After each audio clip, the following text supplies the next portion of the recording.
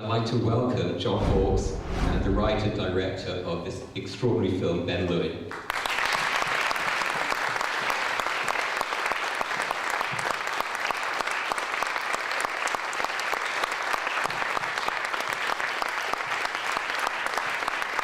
How did you find out about this, and how did you discover this story? Discover this book, did you say? It's the story. Mark O'Brien wrote an article called "On Seeing a Sex Surrogate," which really was a kind of a diary of his time with Cheryl Cohen-Green, and I happened to stumble across it totally by accident on the internet. And prior to that, I had no knowledge of Mark O'Brien, no agenda to make this kind of film, but I think the impact of reading his article was such that it was one of life's true aha moments, and a few minutes later I ran up to my wife and producing partner and said, "This is our next project, darling," and she kind of laughed at me, and then read it herself. And that was really the origin of the whole thing, just the emotional impact that reading Mark's article had on us. How did you prepare? Prepare for this role. How did you find it? I ended up being sent pilot scripts to consider, and this, what was then called The Surrogate, it is now called The Sessions, our film, was just the best one on the stack, to my very subjective personal opinion. I just loved it. It was the lowest budget on the stack. That seemed right for me. And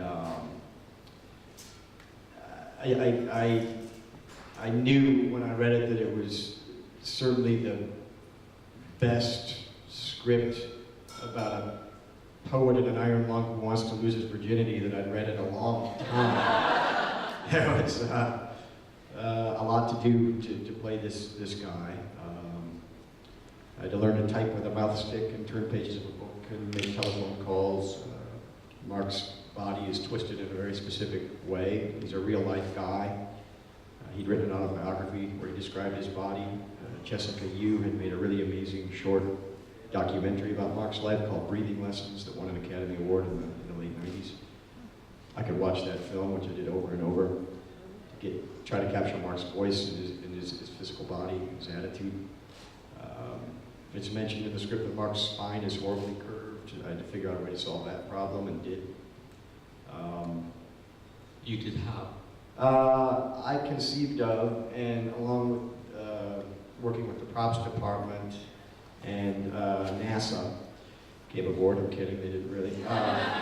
We developed a soccer-sized ball of foam that I placed midway under the left side of my back to protrude my ribs and twist my body more. I love detail, and I would have invented a lot of detail, but Mark is a real-life guy, and there was so much about him that I just wanted to try to capture.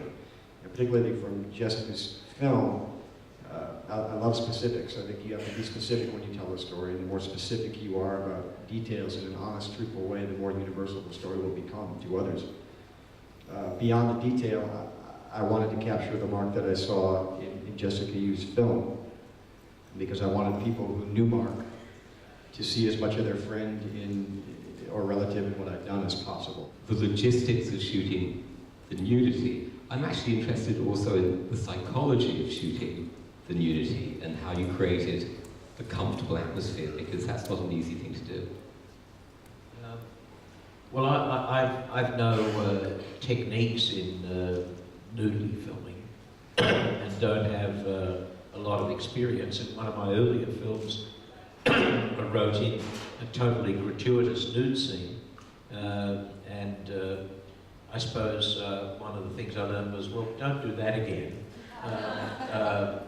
There were no logistics as such.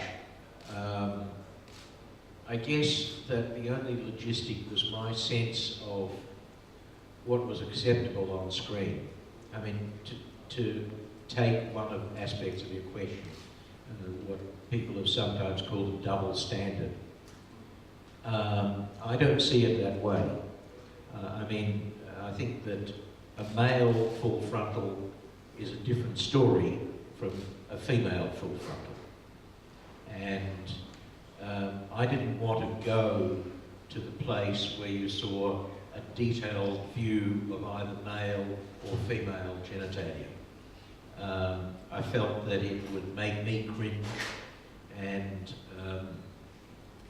I guess I just put myself in the audience's place and said, you know, so much information I want and so much information I don't want. And I don't think that I was into double standards in that sense, even though in a technical way there was full frontal female nudity and not total full frontal male nudity. I don't think you got to see one or the other. You know, we weren't we weren't inviting a dueling match with the MPAA. This was not the purpose of the movie. The purpose of the movie was to tell a very confronting story about sex, but within kind of acceptable limits. And I didn't want to go into porno land, nor did we want to be coy. And I think that the movie has enough shock value to make the point that it's a different story about sex.